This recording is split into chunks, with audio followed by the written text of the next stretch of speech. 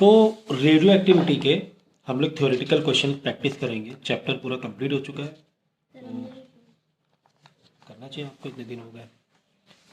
तो define the term आइजोटोप। आइजोटोप, टोप यहाँ से देखो पी हाईलाइट हो रहा है, पी। तो कौन से एलिमेंट आइजोटोप होते हैं? जिसके प्रोटॉन नंबर सेम हो। तो प्रोटॉन नंबर का मतलब एटॉमिक नंबर, ये सब चीज़ें पहले बता चुके हैं। क्या एटॉमिक नंबर क्या होता है? Atomic number that is Z. किससे रिप्रेजेंट करते? जेड से। तो प्रोटॉन, एटॉमिक नंबर, जेड, ये सब एक ही बात है। तो आइसोटोप पी, पी फॉर क्या होता है? प्रोटॉन या एटॉमिक नंबर। ये तीनों तुम्हें नाम याद रखने पड़ेंगे, ये तीनों तुम्हें नाम याद रखने पड़ेंगे, प्रोटॉन, एटॉमिक नंबर, जेड। तो आइसोटोप मतलब isotope atom the same element, element मतलब सेम, सेम एलिमेंट के एटॉमिक नंबर सेम, मतलब मेनली याद रखना एटॉमिक नंबर सेम। ऐसे कुछ एलिमेंट्स जिसके एटॉमिक नंबर क्या हो? सेम हो, बट डिफरेंट मास नंबर। लेकिन मास नंबर क्या हो? डिफरेंट हो। ठीक है ना? तो मेनली ये याद रखना है सेम एटॉमिक नंबर। जब एटॉमिक नंबर सेम तो मास नंबर तो अपने आप डिफरेंट हो ही जाएगा। ठीक है ना? तो एटॉमिक नंबर को जेड से रिप्रेजेंट करते हैं और एटॉमिक मास को, एटॉमिक मास को किससे रिप्रेजेंट करते हैं? ए से। ठीक है? एंड एटॉमिक मास का मतलब क्या होता है बोलो? उसका वेट होता है। एटॉमिक मास का मतलब क्या होता है? प्रोटॉन प्लस न्यूट्रॉन के इलेक्ट्रॉन। बोलो, न्यूट्रॉन। ठीक है? तो अगर इलेक्ट्रॉन निकालना हुआ तो आपको मालूम होना चाहिए एटॉमिक मास का नंबर। ठीक है? Atomic mass proton plus neutron होता है, प्रोटॉन प्लस इलेक्ट्रॉन होता है, ये आपको पता होना चाहिए। ठीक है? देखो, अब देखो आइसो बार, तो समझ गया। तो यहाँ पर अब एक दो एग्जाम्पल तो पक्का याद रख लेना तुम लोग, आइसोटोप के, आइसोटोप के एक दो एग्जाम्पल याद रख लेना। अब देखो यहाँ पर देखो, ये जैसे एक प्रोटॉन, जैसे 1 1 हाइड्रोजन का ही दिया हुआ है, ड्यूट्रियम, ट्रिटियम के दो एग्जाम्पल ले लो बस, ऐसे करके। देखो नीचे 1 1 जो भी एलिमेंट होता है नीचे बताता है एटॉमिक नंबर, सॉरी नीचे जो बताता है एटॉमिक नंबर और ऊपर बताता है एटॉमिक मास। ठीक है ना? तो एटॉमिक नंबर मतलब देखो ये H1 ड्यूट्रियम और प्रोटॉन का देखो 1 1 सेम है, लेकिन ऊपर का एटॉमिक मास अलग है, लेकिन एटॉमिक नंबर क्या है? सेम है, मतलब प्रोटॉन सेम है, प्रोटॉन क्या है? सेम है। तो ऐसे एक पेयर कम से कम याद रख लेना, एक पेयर भी दिखाना ज़रूरी होता है कि आपको यहाँ दिखाना होता है कि isotope have the same number of orbital electron, so their chemical properties are similar. Example isotope of hydrogen, या हाइड्रोजन के आइसोटोप है। तो ये सब याद रखना, ये आते हैं एग्जाम में, मतलब आते ही है एग्जाम में, इसमें सवाल नहीं आएगा। जैसे आइसो बार क्या है?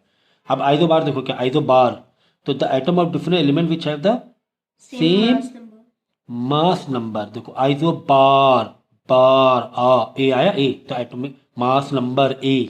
ऐसे ऐसे थोड़ा याद करने तरीका बता रहे हैं। ठीक है? तो आइसो बार को ऐसे लिखा करो, आइसो बार, है ना? ऐसे लिख लो। तो ए का मतलब एटॉमिक, इसका एटॉमिक मास होगा एटॉमिक मास। ठीक है ना?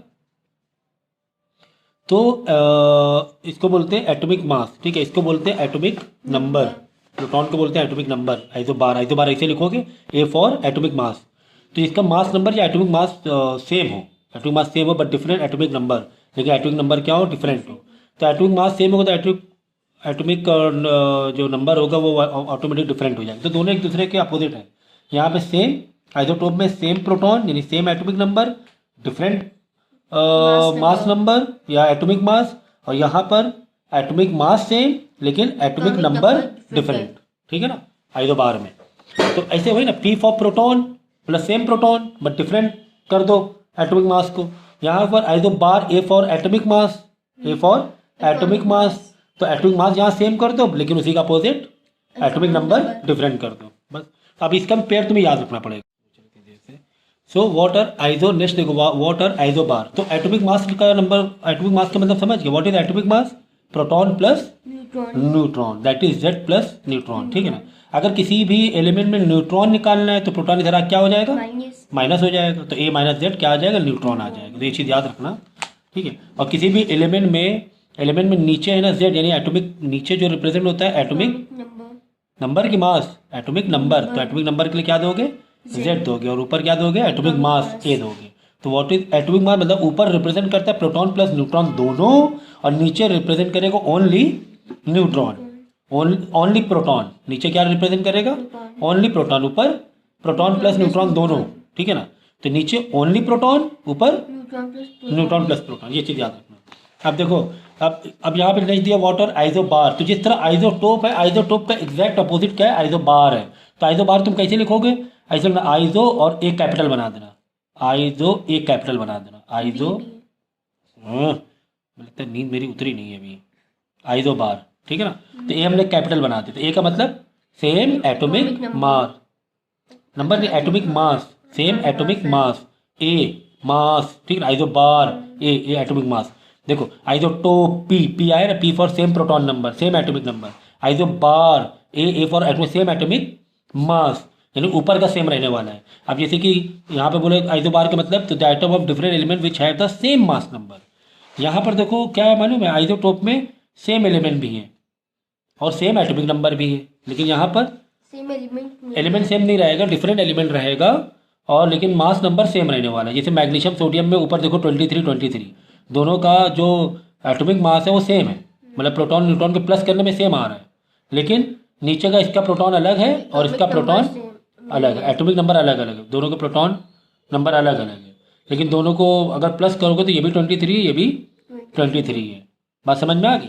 तो इस तरीके से किया जाता है। तो आइसोटोप आइसोबार का बिल्कुल अपोजिट मार देना, ठीक है ना। तो अब मैंने तरीका बता दिया, और ये दो एग्जाम्पल एग्जाम में आते हैं, कोई एक आ जाएगा एग्जाम में, और वो जोड़ी भी याद रखना पड़ेगा तुम्हें।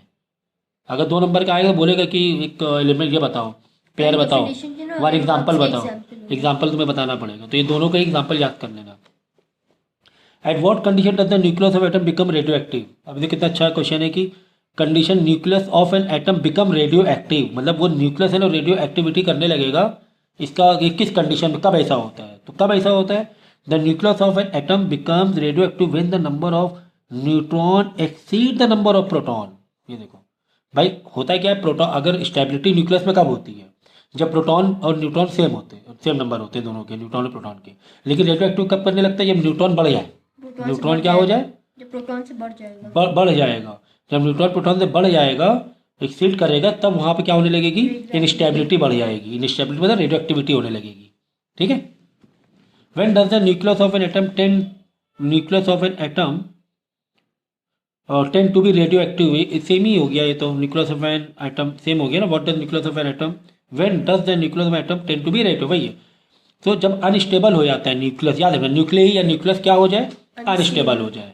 क्यों अनस्टेबल हो जाए, जब न्यूट्रॉन एक्सीड हो जाए प्रोटॉन से तो अनस्टेबिलिटी आ जाती है। जब अनस्टेबिलिटी आ जाती है तो रेडियो एक्टिविटी स्टार्ट हो जाती है। तो ये वही चीज़ 2017 क्वेश्चन है। Result to the imbalance of energy with in the nucleus, energy imbalance हो जाती है, एनर्जी रिलीज होने लगती है। इनस्टेबिलिटी ऑफ एटम न्यूक्लियस में result from excess of either neutron और proton since nuclear forces become weak, ठीक है ना। होता है क्या है, न्यूक्लियस में प्रोटॉन न्यूट्रॉन आपस में झगड़े होते हैं, जो बैठे रहते हैं, स्टेबिलिटी में बैठे रहते हैं, लेकिन उनके बीच डिस्टर्बेंस कब स्टार्ट होता है, या तो न्यूट्रॉन ज़्यादा हो गया या फिर प्रोटॉन ज़्यादा हो गया। तो जब ये एक्सीड करने लगते हैं एक दूसरे से तो अनस्टेबिलिटी आ जाती है। जब अनस्टेबिलिटी अपने ओन वर्ड में लिख सकते हो, जो मैं स्टोरी बता रहा हूँ, अनस्टेबिलिटी आ जाती है तो एनर्जी रिलीज करने लगते हैं। तो एनर्जी जब रिलीज करते हैं वही रेडियो एक्टिविटी हो जाता है, वही क्या हो जाता है, दोनों में से कोई भी बढ़ेगा तो हाँ रेडियो एक्टिविटी। तो that mean when the nucleus loses A neutron, neutron को लूज किया, न्यूट्रॉन बाहर जाने लगा, it gives off energy and become radio activity, ठीक है। अनस्टेबिलिटी तो कुछ वर्ड याद रख लो, अनस्टेबिलिटी, प्रोटॉन न्यूट्रॉन में नंबर एक्सीड होना, एनर्जी रिलीज होना, अनस्टेबिलिटी, इस टाइप के एक कॉन्सेप्ट दिमाग में रखोगे ना कि न्यूक्लियस में क्या हो रहा है, अनस्टेबिलिटी हो रही, क्यों हो रही है अनस्टेबिलिटी, क्योंकि प्रोटॉन ज़्यादा हो रहा है, न्यूट्रॉन ज़्यादा हो रहा है, एनर्जी रिलीज कर रहा है उस फॉर्म में। तो इस तरह वही उसी को रेडियो एक्टिविटी बोलते हैं।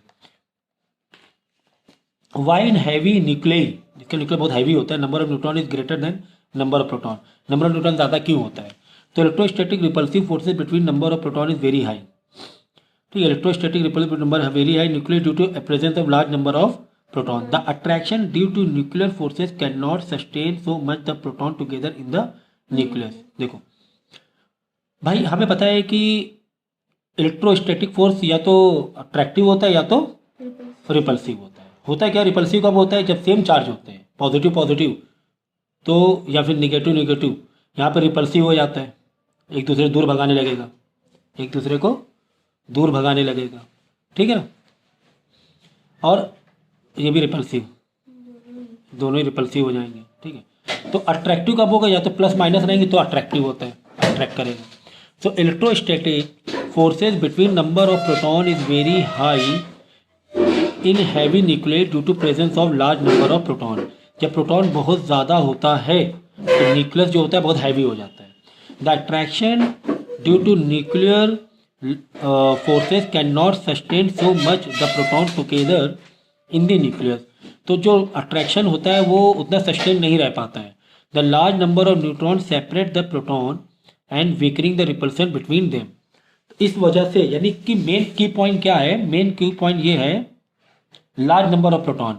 जब लार्ज नंबर ऑफ प्रोटॉन होते हैं न्यूक्लियर हैवी हो जाता है और वो अट्रैक्शन को सस्टेन नहीं कर पाता है, ठीक है ना, अट्रैक्शन सस्टेन नहीं कर पाता है तो फिर यहीं से एक रेडियो एक्टिविटी होने लगती है। इसीलिए देखो यूरेनियम बहुत हैवी न्यूक्लियर है, इसलिए यूरेनियम की रेडियो एक्टिविटी बहुत ही हार्मफुल और होती है, मतलब हाई लेवल पे होती है यूरेनियम में रेडियो एक्टिविटी।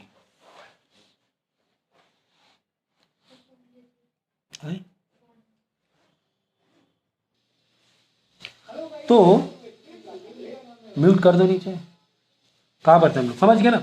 तो ये अनस्टेबिलिटी का एक ओवरऑल कॉन्सेप्ट याद रखो। अनस्टेबिलिटी कब होती है, न्यूट्रॉन प्रोटॉन में इनबैलेंस हो जाता है, प्रोटॉन एक्सेस हो जाते हैं, न्यूट्रॉन एक्सेस हो जाते हैं, फिर आपस में रह नहीं पाते न्यूक्लियई में और वो रिलीज होते हैं। हाँ, तो वही रेडियो एक्टिविटी हो जाता है।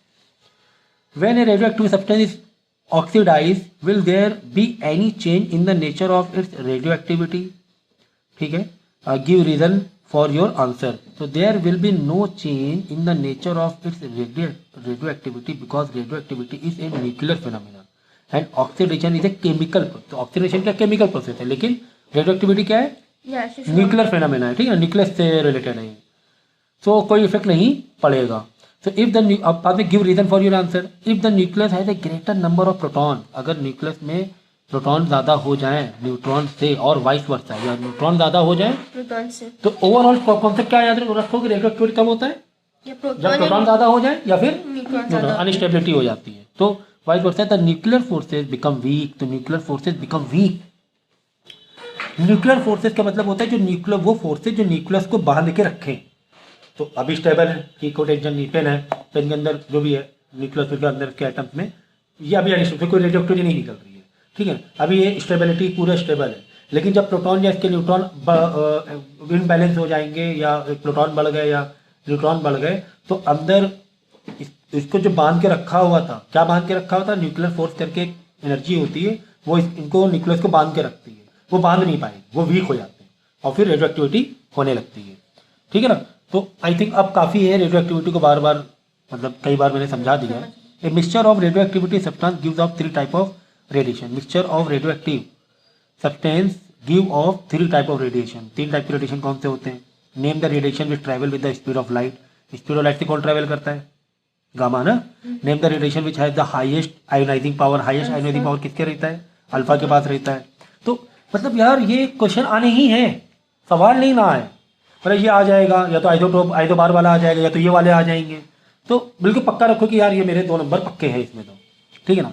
तो gamma radiation travel with the speed of light and alpha that is 4 2 helium particle has the highest ionising power. तो point out the comparison.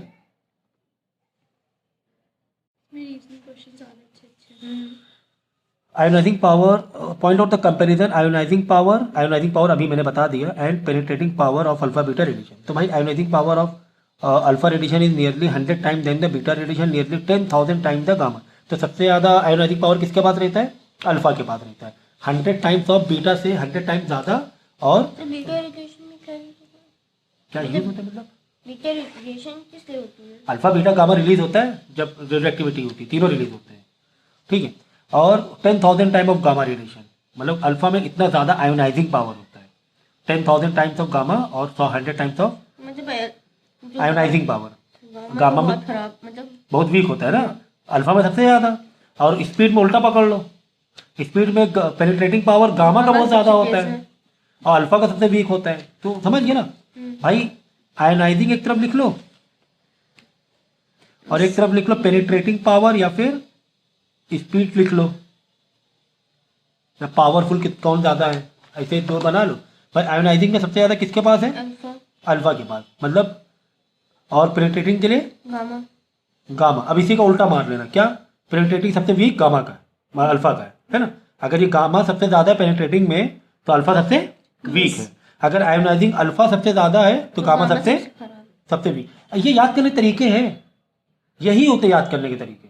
Ionizing alpha, penetrating gamma, इसी का अपोजिट हो जाएगा। यानी वीक, पेनिट्रेटिंग वीक में alpha चला जाएगा और आयोनाइजिंग वीक में गामा चला जाएगा। देखो ना, तो ऐसे सेंटेंस में ये सब करने की जरूरत भी नहीं है, ये तरीके होते याद करने के। पेन कॉपी लेके बैठा जाता है, उस तरीके से याद किया जाता है। फिजिक्स में सिर्फ अंडरस्टैंडिंग है ओवरऑल, बीटा तो ठीक है।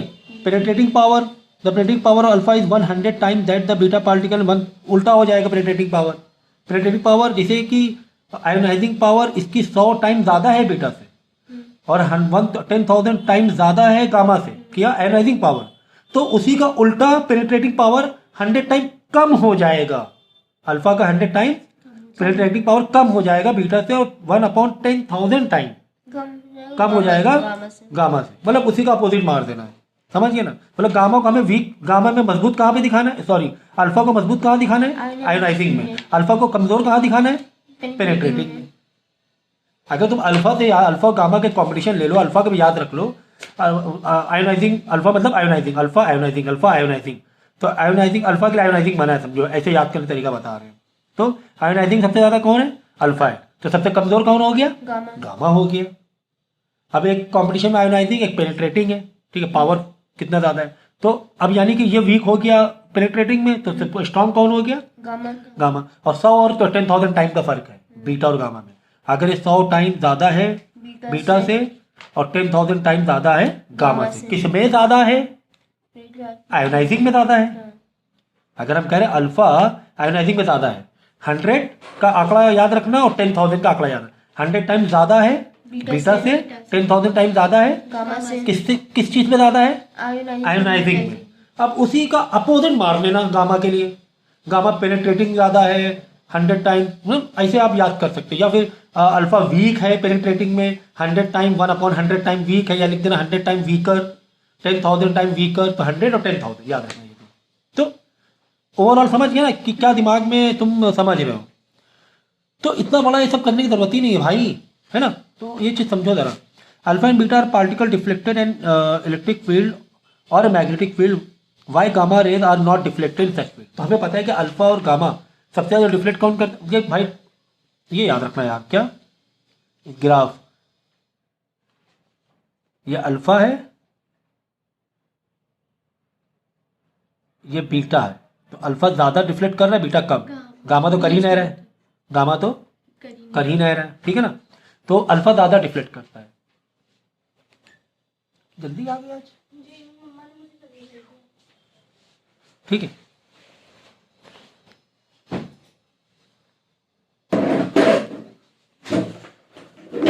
तो ये बात समझ में आ गई। तो गामा, सवाल है गामा क्यों नहीं डिफ्लेक्ट करता है। हमें पता है अल्फा ज्यादा। तो अब इसी में 3-4 क्वेश्चन मैंने समझा दिए। क्या 3-4 क्वेश्चन समझा दिए? अल्फा ज्यादा डिफ्लेक्ट करेगा, बीटा थोड़ा कम डिफ्लेक्ट करेगा, गामा डिफ्लेक्ट नहीं करेगा। तो कोई भी क्वेश्चन आ सकता है गामा डिफ्लेक्ट क्यों नहीं करेगा? तो वही बता रहे ना, यही क्वेश्चन है यहाँ पर। लेकिन इसके पीछे 3 क्वेश्चन और हो गए, हो सकता है न्यूमेरिक इसमें आ जाए, एमसीक्यूज में कौन ज्यादा रिफ्लेक्ट करेगा, तो ऑप्शन दे दे तुम्हें, तो अल्फा ज्यादा रिफ्लेक्ट। तो ये एक ओवरऑल कॉन्सेप्ट याद रखो। Since alpha beta particle are charge particle, क्यों डिफ्लेक्ट करता है, क्योंकि भाई चार्ज पार्टिकल है, गामा पे कोई चार्ज ही नहीं है। अट्रैक्शन रिपल्सन कब होता है, जब चार्ज हो कोई चीज। तो अल्फा पार्टिकल कैरी पॉजिटिव, ये भी याद रखना, अल्फा का पॉजिटिव चार्ज होता है और बीटा के पास नेगेटिव चार्ज, याद रखना। Due to which they are deflected in such a field, why gamma rays are not deflected in such field because they are uncharged.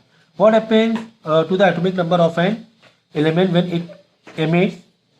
What happens to the atomic number of an element? Atomic number में क्या फर्क है? Atomic number मतलब होता है Z, मतलब proton, मतलब proton, ये याद रखना है। अल्फा पार्टिकल में क्या फर्क पड़ने वाला है, बीटा पार्टिकल में क्या फर्क पड़ने वाला है, कब,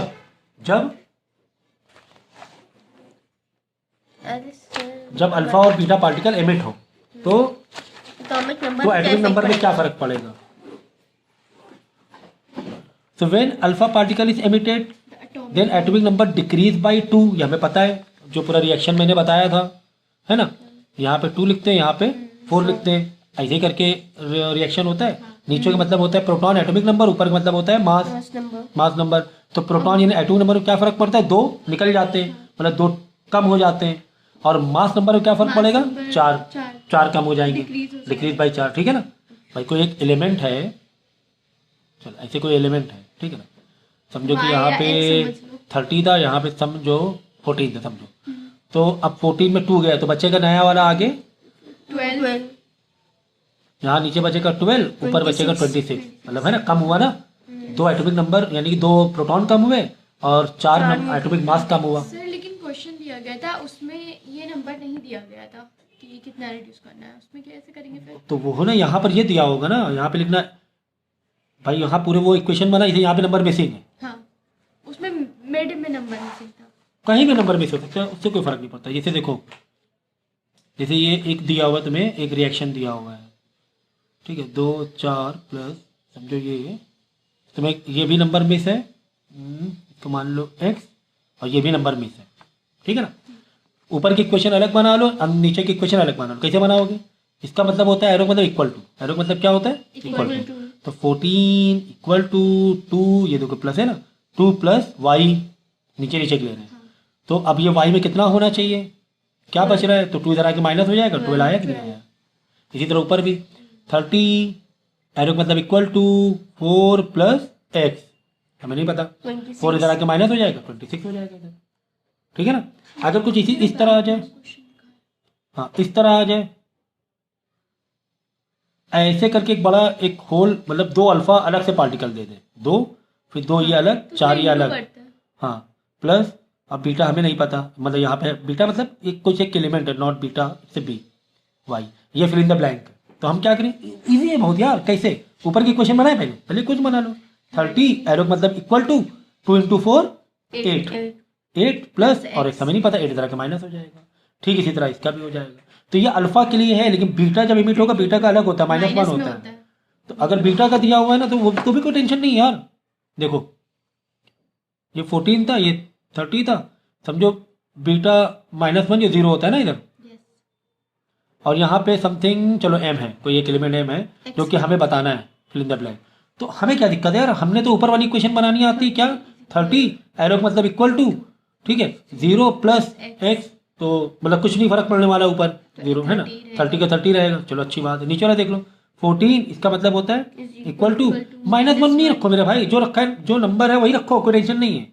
तो प्लस क्या हो जाएगा, प्लस वाई, माइनस में इधर आके क्या हो जाएगा, तो ये 15 हो जाएगा आपकी बार, क्या हो जाएगा 15। तो ये चीज याद रखो, मतलब इजी तरीके से बता दिया हमने। अगर यहाँ पे अगर 2 बीटा होते कोई बात नहीं, नीचे वाले देखो 14 इक्वल टू 2 इंटू -1 -2, 2 इंटू -1 -2 बचा ना यहाँ पर, -2 प्लस वाई माइनस 16 हो जाता है। कितना आसान तरीके से बता दिए, कितना आसान तरीका बता दिए। सर एक मिनट, एक क्वेश्चन, एक डाउट था इसमें। हाँ लिया, right to industrial use of radioisotope, ठीक है। तो रेडियो आइसोटोप के 2 इंडस्ट्रियल यूज क्या होंगे बोलो, पेज नंबर 226, ये देखो, use of radioactivity radioisotope के। So there some element with atomic number this, जो कि 82 से अगर कम होते हैं एटॉमिक नंबर, हुज आइसोटोप और also radioactive, this isotope are called radioisotope. जैसे पोटेशियम हो गया, कार्बन हो गया, ठीक है। सो आर दैट, तो रेडियो है एप्लीकेशन डिफरेंट फील्ड, क्या डिफरेंट, एक तो मेडिकल में यूज होता है ना, कैंसर के लिए भी रेडियोस्टोप यूज होता है, रेडियो आइसोटोप यूज होता है। फिर गामा रे जो एमिट होती है वो सेल को किल करने के लिए, क्योंकि गामा रे में ज़्यादा पेनिट्रेटिंग पावर होता है, तो सेल, कैंसर के सेल, बैड सेल्स होते हैं, डेड सेल होते हैं, उनको हटाने के लिए भी काम होता है, ये होता है, या कोई इन्फेक्शन इन्फेक्टेड सेल्स हैं। The weed radioactivity tracer of isotope such as radio iso NaCl I, it is are use to diagnose करते हैं क्या, ब्रेन ट्यूमर के लिए, ब्लड क्लॉट्स के लिए, ठीक है, तो इसके लिए भी काम होता है। तो ये सब मेडिकल यूज़ है, ये तो मेडिकल यूज़ है, क्या यूज़ है, मेडिकल। अभी इंडस्ट्रियल यूज़ बाकी है। इंडस्ट्रियल यूज़ में तो बहुत सारी चीज़ें होती हैं भाई, देखो ये अंडरग्राउंड पाइपलाइन चेक करना है, कुछ क्रिस्टल चेक करना है, समथिंग, जैसे हम लोग एक्सरे में कैसे यूज़ करते हैं ब्रोकन बोन, इसे कोई पाइपलाइन तुम्हें ये करना है, ठीक है। Radioisotope in the form of nuclear fuel are use to product power के लिए भी यूज़ करते हैं रेडियो आइसोटोप को, पावर जनरेट करने के लिए, इलेक्ट्रिक जनरेट करने, न्यूक्लियर फ्यूल हीट किया जाता है, वहाँ से स्टीम बना के फिर पावर बनाते हैं। फिर to avoid accumulation of charge and moving parts of machinery due to friction radioactive isotope are use. Friction को हटाने के लिए भी, कम करने के लिए भी रेडियो आइसोटोप का यूज़ किया जाता है। Due to ionization effect charge accumulate moving the part will be taken the radio isotope such an ionization effect can be use in making luminescent sign. जो नहीं ल्यूमिनेसेंट साइंस होते हैं जो देखो ग्लो करते हैं साइंस, सिग्नल्स, इंडिकेटर्स, हाँ वहाँ भी यूज़ होता है। फिर साइंटिफिक यूज़ भी है, ठीक है। मतलब मेडिकल यूज़ और इंडस्ट्रियल यूज़ याद कर सकते हो। हाँ कहाँ पर चलिए, हाँ ये लीजिए। वो एक उसको करते हैं। Which of the radioactive radiation occurs in the following cases, they can cause severe genetic disorder। यार ये सब तो मालूम, रेडियो एक्टिविटी में पता है हमारे लिए बड़ा नुकसानदायक है ना।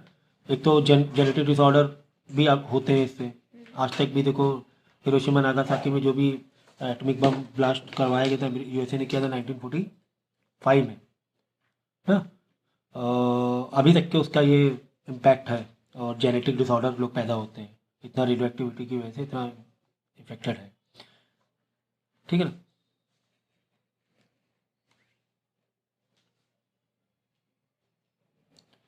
तो कह रहे which of the radio activity radiation occurs in the following. Genetic disorder के लिए कौन सा रेडियो एक्टिविटी का रीज़न है होने का, और deflected by electric field.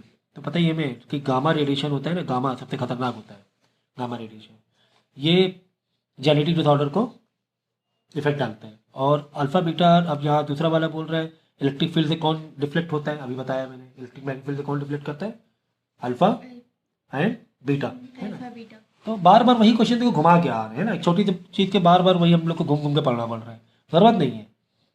Which radiation produce maximum biological damage, हमें पता ही है बायोलॉजिकल डैमेज के लिए गामा मेनली ये होता है, इफेक्ट डालता है। जेनेटिक डिसऑर्डर हुए, बर्न कर जाना, जो बॉडी जल जाएगी, तो जैसे maximum penetrating power, maximum penetrating power होता है गामा के पास। तो ये चीज़ याद रखो। What is nuclear fission reaction, nuclear fission reaction क्या होता है, तो इसकी एक थ्योरी पूरी याद करनी पड़ेगी। एक तो एक होता है फ्यूजन, एक होता है फिजन। फिजन में टूटता है, फ्यूजन में जोड़ता है इन जनरल। फिजन, ये देखो न्यूक्लियर फिजन, 227 हाँ ये देखो ये आते हैं एग्जाम में, fission fission the reaction in which A heavy nucleus split into two और मोर सिमिलर न्यूक्लियस। तो यहाँ पे टूटते हैं, दो से ज़्यादा स्प्लिट होते हैं रिएक्शन में, उसको बोलते हैं न्यूक्लियर फिजन। मतलब न्यूक्लियस का टूटना, टू से ज़्यादा, with the evolution of large amount of energy when it's bombarded with slow moving neutron is called a nuclear fission, ठीक है। और फ्यूजन में क्या होता है, a nuclear reaction in which two और मोर लाइटर न्यूक्लियस, तो lighter nucleus fuse to form a heavy nucleus. वहाँ पे क्या होता है हैवी, दो मिलके एक वहाँ पे फ्यूजन में क्या होता है हैवी छोटे छोटे में टूट रहे हैं, और फ्यूजन में उसका उल्टा करते हो यार, छोटे-छोटे हल्के हल्के मिलकर, छोटे छोटे मिलकर बड़ा बना रहे हैं, हैवी बना रहे हैं। तो इट्स लाइक दैट। अब हाइड्रोजन बॉम्ब क्या है मालूम है, ये फ्यूजन बेस पर, और एटॉमिक बॉम्ब फ्यूजन बेस पर है, एटॉमिक बॉम्ब, और हाइड्रोजन फ्यूजन बेस पर। ये सन के ऊपर जो एक्टिविटी होती है सब फ्यूजन बेस पर होती है। तो ये याद कर लेना, न्यूक्लियर फिजन और फ्यूजन के बीच का डिफरेंस दिख रहा है, ठीक है। डिफरेंस याद करा दें क्या, देखो क्या लिखा हुआ है, पहले तो बता दिया। फिजन मतलब हैवी न्यूक्लियस का टूटना, स्प्लिट करना, टू से ज़्यादा में। न्यूक्लियर फिजन में दो लाइटर का मिलकर एक हैवी न्यूक्लियस बनाना, इसको बोलते हैं fusion. It involve breaking of a heavy nucleus into lighter nuclear, ठीक है। और इसमें it involve binding of two lighter nucleus. Fission is carried out by the bombardment of two thermal lighter, उसमें bombard किया जाता है, ठीक है ना। लाइटर न्यूक्लियस बाद में टूटते हैं, ठीक है, और एनर्जी ये करते हैं, रिलीज करते हैं। और nuclear fission it is carried out by heating at an extreme temperature में हीट किया जाता है, एनर्जी दी जाती है, तो फ्यूजन होता है। It is chain reaction, it is not a chain reaction. Fusion is chain reaction, chain बनती आती, टूटते आते टूटते आते हैं, लेकिन फ्यूजन में तो आके जुड़ जाएंगे ना, फ्यूजन चेन रिएक्शन क्यों होगा। It is control process, it is uncontrol process, तो ये याद कर लेना। What do you understand by term nuclear, ये बता दिया मैंने, ठीक है। Nuclear power plant use nuclear fission reaction to produce electricity. What is the advantage of producing by fusion reaction. तो न्यूक्लियर पावर प्लांट जो होते हैं, पता होगा आपको कि वहाँ पे न्यूक्लियर फिजन रिएक्शन कराया जाता है। इससे क्यों कराया जाता है? भाई लाइट हमें प्रोड्यूस करनी है, लाइट, इलेक्ट्रिसिटी, करंट। हमें करंट कैसे मिलता है? अगर हम टरबाइन को घुमाएं तो हमें करंट मिलता है। कॉन्सेप्ट कई बार हो चुका है, टरबाइन को घुमाने से करंट। टरबाइन घुमाए कैसे? डीजल डालें क्या? डीजल डालें भाई, फिर क्या मतलब क्या रहेगा? वो तो फिर वही पैसे उतने खर्चा हो जाएंगे तुम्हारे। वो तो इमरजेंसी के लिए डीजल डाल के टरबाइन घुमा लेना। तो अब क्या करें? हम लोग क्या करते हैं, वाटरफॉल के नीचे टरबाइन लगाते हैं, या फिर विंड पहाड़ों के ऊपर लगाते हैं। और कोई तरीका हो जो बिल्कुल हमें कांस्टेंट मिल सके, जब चाहे तब मिल सके, तो नेचर पर डिपेंड हो जाएगा। तो न्यूक्लियर एक्टिविटी कराई जाती है, फिजन कराया जाता है। इससे हीट बहुत प्रोड्यूस होती है। हीट जब प्रोड्यूस होगी तो पानी को या वाटर को, लिक्विड को तेज हीट कराया जाता है। तेज हीट कराएंगे तो उसमें तेज क्या, स्टीम निकलेगी। तेज स्टीम को है ना हाई प्रेशर से टरबाइन पे मारा जाता है, टरबाइन घूमने लगता है। अब पानी को गर्म करने के लिए, स्टीम पैदा करने के लिए, फिर वही कोयला जलाओगे तो फायदा क्या? महंगा पड़ जाएगा। लकड़ी जलाओगे तो वही नेचर पे। तो इसीलिए न्यूक्लियर पावर में क्या होता है, बहुत ही कम पैसों में बहुत ज़्यादा एनर्जी मिल जाती है। लेकिन ये कि हार्मफुल भी बहुत होता है। इसलिए इसके जो प्लांट होते हैं बहुत ज़्यादा प्रोटेक्टेड किए जाते हैं। दूर भी बनाए जाते हैं, एरिया से दूर बनाए। नहीं, देखो क्या है, 3 मार्क्स के क्वेश्चन है। Arrange alpha beta gamma in ascending order with the respect there penetrating. भाई यार, पेनिट्रेटिंग ताकत की बात आ जाए ना, तो गामा फिर बीटा फिर अल्फा। आयोनाइजिंग की बात आ जाए ना, अल्फा फिर बीटा फिर गामा। बायोलॉजिकल इफेक्ट की बात आ जाए तो पहले गामा बीटा और बायोलॉजिकल इफेक्ट बहुत होते हैं। मतलब गामा तो छोड़ेगा नहीं तुम्हें। So the ore of uranium found in nature contain this and this. ठीक है, तो ये यूरेनियम के दो ये दिए हुए हैं। एक 238 है, 92 है, एटॉमिक नंबर 92 है और उसका एटॉमिक मास 238 है। दूसरा स्पेसी का 92 है, 235। Although both isotope are fissionable, it is found out the experimentally that one of the two isotope is more easily fissionable.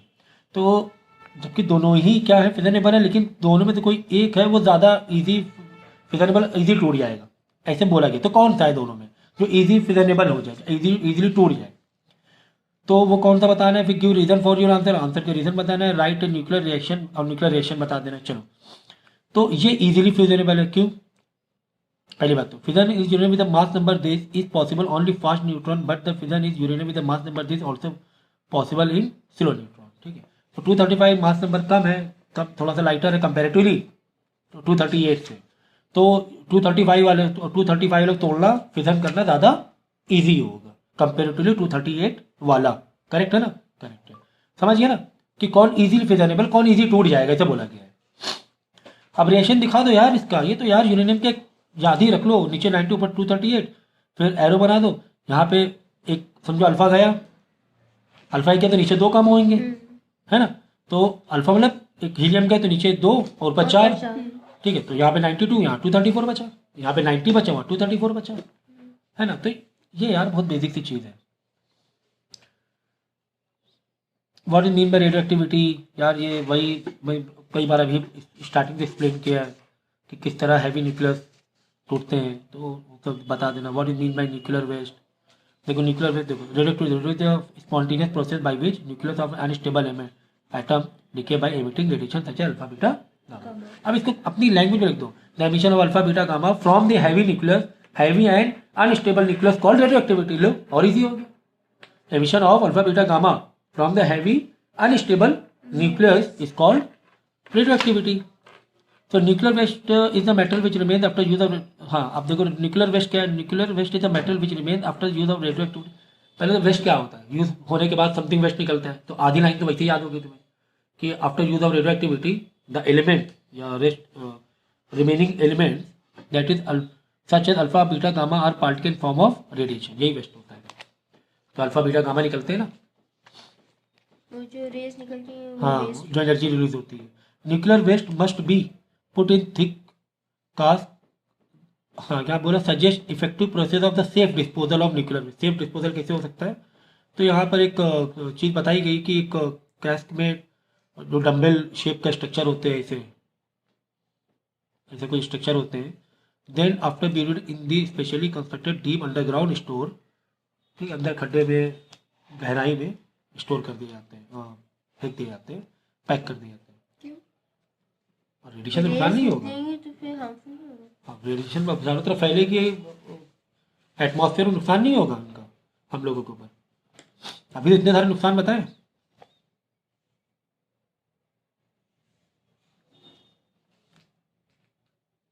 Explain the background radiation, name the sources, natural possible, ठीक है,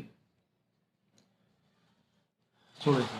ठीक है, जितने बता देते बहुत है भाई, उतने ही आते हैं बस, उससे ज़्यादा कुछ नहीं आएगा। ठीक है, तो ये हो गया तुम्हारा, बस इतना पक्का कर लेना। उसके जो न्यूमेरिकल अभी हम तो करा नहीं रहे, as I told you, numerical तो हम नहीं करा रहे, इसके लिए तो अलग से हम लेक्चर लेंगे। ठीक है।